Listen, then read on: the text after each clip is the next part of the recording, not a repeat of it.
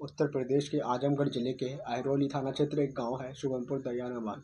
इसी गांव में हरिद्वार यादव अपने परिवार के साथ रहते थे। उनके दो बेटे संतोष यादव और विनोद यादव। संतोष बड़ा था। अपनी मेहनत की और लगन की बदौलत वह सन 2015 में उत्तर प्रदेश में सिपाही के पद पर भर्ती हो गया था। उसकी पहली पोस्टिंग चंदौली जिले के चाकिया थाने में हुई थी। नौकरी लग जाने पर घर वाले भी बहुत खुश थे। जब लड़का कमाने लगा तो घर वालों ने उसका रिश्ता भी तय कर दिया। 30 दिसंबर 2017 को उसका बच्चा था, इसलिए वह एक सप्ताह की छुट्टी लेकर अपने गांव आया था। उसका बर्थडे कार्यक्रम संकुलन संपन्न हो गया था। अगली सुबह 8 बजे के करीब संतोष अपने दो दोस्तों के राहुल यादव और सुरेंद्र के साथ टहलते हुए गांव से बाहर की ओर निकलता है।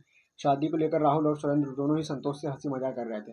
तभी संतोष के मोबाइल पर किसी का फोन आया। संतोष ने अपने मोबाइल स्क्रीन पर नजर डाली तो वो नंबर उसके किसी परिचित का निकला। कॉल रिसीव करके उसने उससे बात करनी शुरू की। अपने दोस्तों से वहीं रुकने और थोड़ी देर लौटकर आने की बात कहकर वो वहां से चला गया। संतोष के इंतजार में राहुल और सुरेंद्र वहां काफी देर तक खड़े रहे। जब 2 घंटे बाद भी नहीं लौटा तो दोनों दोस्त ये सोचकर लौट गए कि हो सकता है संतोष अपने घर चला गया हो। संतोष के यहाँ मांगलिक कार्यकर था तो ये मेहमान आए हुए थे। दोस्तों ने सोचा कि हो सकता है वो उनकी सेवा में सत्याग्रह लग गया हो और उसे लौटने का समय ना मिला हो। संतोष को घर से निकले 3 घंटे बीत चुके थे। घर वाले लेकर वह काफी परेशान थे। निकला संतोष आखिर कहाँ घूम रहा है। सबसे ज्यादा परेशान उसके पिता हरिदास थे। उनके छोटे बेटे विनोद का संतोष का पता लगाने के लिए भेज दिया। विनोद को पता चला कि 3 घंटे पहले संतोष का राहुल और सुरेंद्र के साथ गांव से बाहर जाते देखा गया था। ये जानकारी मिलते ही विनोद राहुल और सुरेंद्र के घर पहुंच गया। दोनों ही अपने घरों में मिल गए। विनोद ने उन दोनों से संतोष के बारे में पूछा तो ये बात चौंक गए कि संतोष अब तक घर क्यों नहीं पहुंचा था, आखिर वहां कहाँ चला गया। राहुल ने विनोद को बताया कि वो दोनों साथ में थे। संतोष के मोबाइल पर किसी का फोन आया था। वो कुछ देर वापस आने की बात कह रहा था। जब 2 घंटे बीत जाने के बाद वो नहीं लौटा तो वे दोनों ये सोचकर शायद लौट गए कि शायद वो घर चला गया होगा। संतोष को लेकर जितना ताज्जुब दोस्तों को हो रहा था उतनी हैरत में डूबा हुआ था कि बिना किसी को कुछ बताए हुए आखिर कहाँ चला गया। इससे भी बड़ी बात यह थी कि उसका मोबाइल भी फोन स्विच ऑफ आ रहा था। संतोष का नंबर मिलाते मिलाते विनोद भी परेशान हो गया।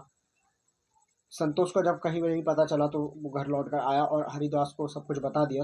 अचानक संतोष लापता हो जाने की बात सुनकर हरिदास ही नहीं बल्कि पूरा परिवार संतोष के गांव भर तलाश की गई, लेकिन उसकी कहीं पता नहीं चला। संतोष को तलाशते हुए पूरा घर और नाते रिश्तेदार परेशान हो गए। विनोद भी मोटरसाइकिल लेकर संतोष को खोजने गांव के बाहर निकल गया था, लेकिन उसका कहीं पता नहीं चला। दोपहर 2 बजे करीब गांव के कुछ चारवाहे बच्चे गांव गाय चरा थे। गांव से करीब आधा किलोमीटर दूर आरा खेत में पास पशु चरा रहे थे, भैंसे चरा रहे थे। आखिर खेत में घुस गई तो बचा।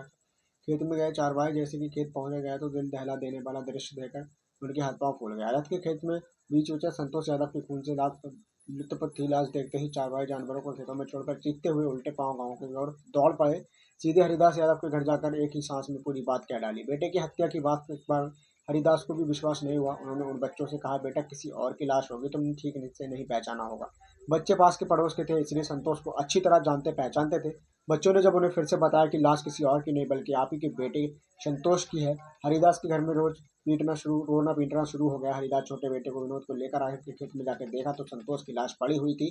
बेटे की सृजित सास देखकर हरिदास खा खा के गिर गया और कुछ देर में ये बात पूरे गांव में फैल गई। वहां पूरा गांव उमड़ आया और ये सूचना रफला थाना प्रभारी चंद्रयान यादव को दी गई थी। चूंकि हत्या एक पुलिसकर्मी की थी, इसलिए अनंत फानन में थाना प्रभारी IAS रामशंकर यादव, महेंद्र कुमार, अखिलेश कुमार पांडे, ओम प्रकाश यादव, इस तरीके के बहुत सारे सिपाही घटनास्थल पर पहुंच गए। उन्होंने इसकी सूचना SP अजय कुमार साहनी और SP नरेंद्र प्रताप सिंह को भी दी। सूचना मिलने के बाद दोनों पुलिस अधिकारी भी मौके पर पहुंच गए।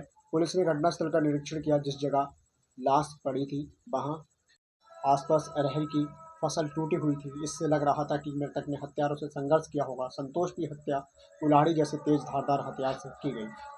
हथियार के बार से उसका जबड़ा भी कट गया, अलग हो गया था। गले पर कई बार किए गए थे। इसके अलावा उसे 2 गोली भी मारी गई थी। इससे साफ पता चलता था कि हत्यारे नहीं चाहते थे कि संतोष जिंदा बचे, इसलिए मरते दम तक उस पर बार किए गए थे। मौके पर आने के दौरान पुलिस ने वहां कारतूस का एक खाली खोखा भी मिला। संतोष के पास मोबाइल फोन था जो उसके पास नहीं मिला। इसका मतलब था कि हत्यारे उसका मोबाइल अपने साथ ले गए थे। बहरहाल पुलिस ने कागजी कार्रवाई करके लाश पोस्टमार्टम के लिए सरकारी अस्पताल भिजवा दी। पुलिस ने मृतक के पिता हरिदास यादव की तहरीर पर अज्ञात हत्यारों के खिलाफ हत्या का मुकदमा दर्ज करा लिया था। थाना प्रभारी चंद्र यादव ने सबसे पहले संतोष को फोन नंबर की कॉल डिटेल्स निकलवाई और कॉल डिटेल्स खंगाली तो पता चला कि संतोष के फोन पर 30 दिसंबर 2017 की सुबह आखिरी कॉल आजमगढ़ के छतौना गांव की रहने वाली ज्योति यादव की आई थी। पुलिस ने ज्योति को पूछताछ के लिए थाने बुला लिया। ज्योति से पूछताछ में पुलिस को पता चला कि वो एक मृतक संतोष यादव की प्रेमिका थी। कि पुलिस ने यादव ज्योति से पूछताछ की तो संतोष की हत्या की पूरी कहानी बता दी। उसने कहा कि संतोष को उसने ही फोन करके गांव के खेत बाहर अरहर के खेत में मिलने के लिए बुलाया था। वहां पहले से छुपे बैठे हुए कुछ घर वालों की उसके बाद मौत के घाट उसको उतार दिया। पुलिस ने शामिल अन्य आरोपियों की तलाश में दबिश तो वे सभी घर गायब हो गए। पुलिस ने सिपाही संतोष यादव हत्याकांड का खुलासा 60 घंटों में कर दिया था। ज्योति से विस्तार से पूछताछ की गई तो उसने अपने प्रेमी की हत्या की जो कहानी बताई वो रोमांचित कर देने वाली। 22 वर्षीय ज्योति उर्फ आजमगढ़ के अरौला थाने के चितौवा गांव के रहने वाले रामकिशोर यादव की थी बेटी थी। 3-4 भाई बहनों की दूसरे नंबर की थी। रामकिशोर यादव की खेती की जमीन थी। उसी से वह अपने 6 सदस्यों का परिवार की आजीविका चलाते थे, संभालते रखते थे और सामान्य कर्तवाड़ी के ज्योति बिंदास स्वभाव की थी। वह एक बार किसी काम को कठिन ठान लेती थी तो उसको वो पूरा कर देती थी। ज्योति ने 12वीं पढ़ाई के बाद पढ़ाई नहीं की। आगे की पढ़ाई उसका मन नहीं लगा था। हालांकि माँ बाप ने उसे आगे पढ़ने की कोशिश भी की, पढ़ाने की कोशिश की, लेकिन उसकी कोशिश बेकार